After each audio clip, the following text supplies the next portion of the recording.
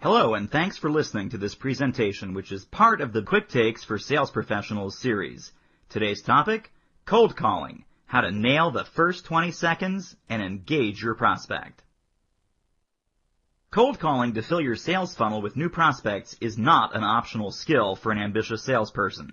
If you don't do it, or do it ineffectively, you won't hit your numbers next quarter, or the quarter after that. And yet, most salespeople resist it. Cold call reluctance is no mystery. People don't like to get rejected, and that's how it feels when you call somebody out of the blue and they don't want what you're selling. This quick take will help 1.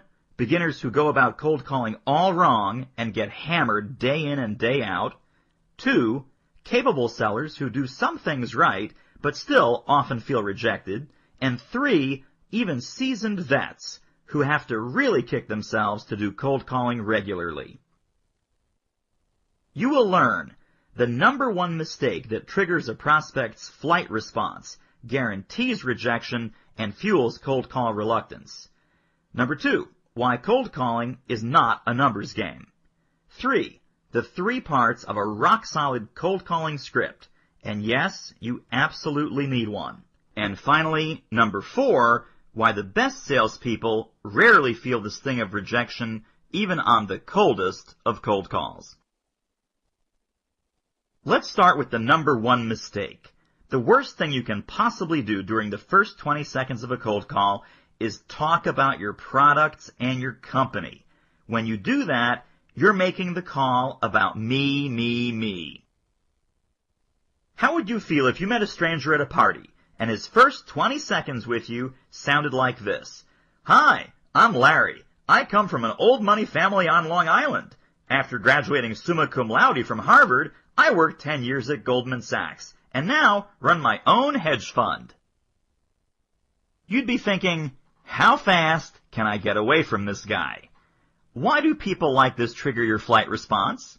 Because you, like everyone else, are hardwired to seek out people who are interested in you and your well-being.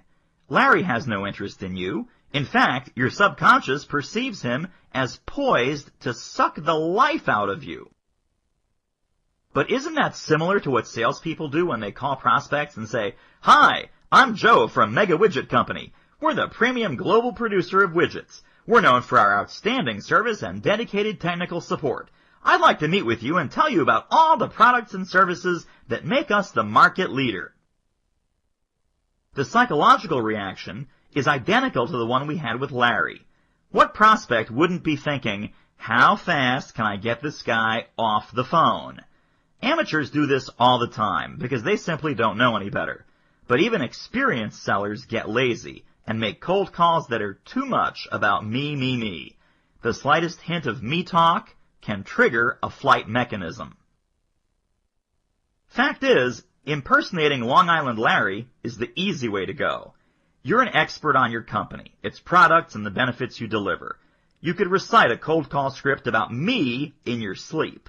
If you make enough me calls, eventually you'll find a real prospect. Even a blind squirrel finds an acorn from time to time. But the cost of dialing for dollars is huge. Rejection takes its toll. Eventually, it fuels call reluctance. You cut back on the calls. Your funnel dries up. You miss your numbers. There's a better way, and it starts with a simple maxim. Cold calling is not just a numbers game. Quality matters. What's that mean? It means from now on, don't ever make a cold call to someone you know nothing about. Do your homework before every call. That way you never sound like you're dialing for dollars or cold calling an anonymous list. How do you find out about people? Successful salespeople know the awesome power of tools like prospects' websites, internet searches, and databases like Hoover's. Look for press releases about new products, acquisitions, new financing, or anything that'll indicate company benchmarks, goals, or how resources are being deployed. Once you've done your research, now what? What do you say in those first 20 seconds that will prevent the flight response and get the prospect to talk to you? You talk about them. More specifically, you make it clear that you're interested in their well-being. You want to help. First, a word about scripts. Do you really need one? Yes. Engaging a prospect in 20 seconds, disarming their flight mechanism, is extremely difficult. That's why so few salespeople can do it. You need to spend a lot of time and thought preparing a tight script. Then you need to practice it so it doesn't sound in the least bit scripted. Here's an outline of the script. It addresses the 3 things the prospect must know before he'll talk to you. 1, who are you? 2, why are you calling? 3, what's in it for me? Number 1 is easy. Hi, I'm Jane Smith from FleetSoft. People need to know who they're talking to, but keep it short and sweet. Number 2 is trickier.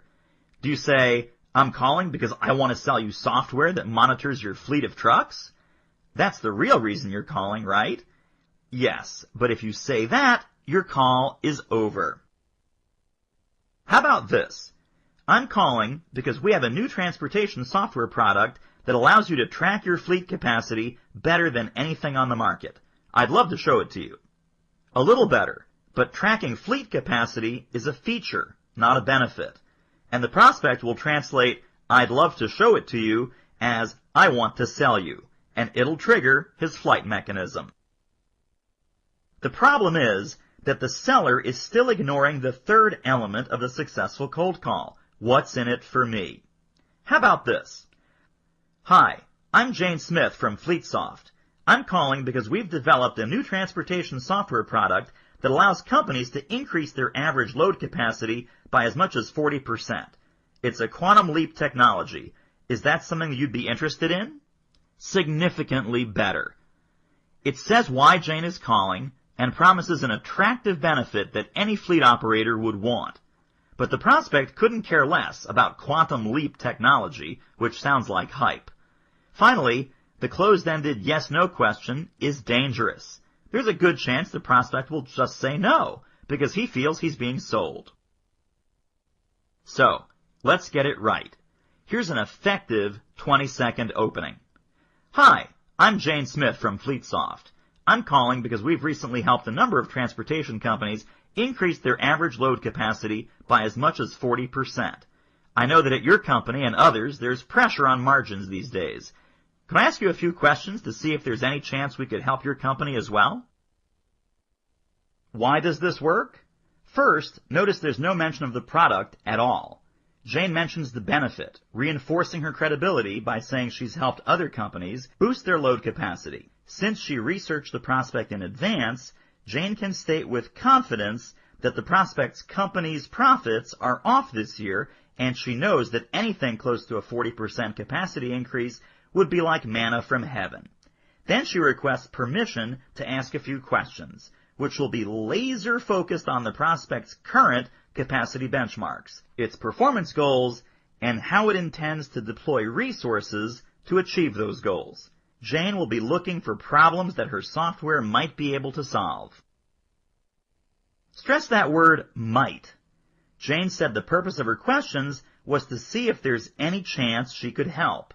The humility and lack of presumption embedded in that phrase disarms the prospect's flight mechanism. This salesperson isn't trying to sell me. She's just trying to figure out if we have anything to talk about. If we don't, she'll just go away. I'll give her a few minutes. No matter what business you're in, you can emulate this model, which will instantly separate you from the dialing for dollars crowd, and it will lead to high-quality, high-conversion cold calls. That means you'll get rejected far less often. Cold calling will no longer be the onerous task it used to be, and your sales funnel will be fuller than your competitors. Thanks for listening.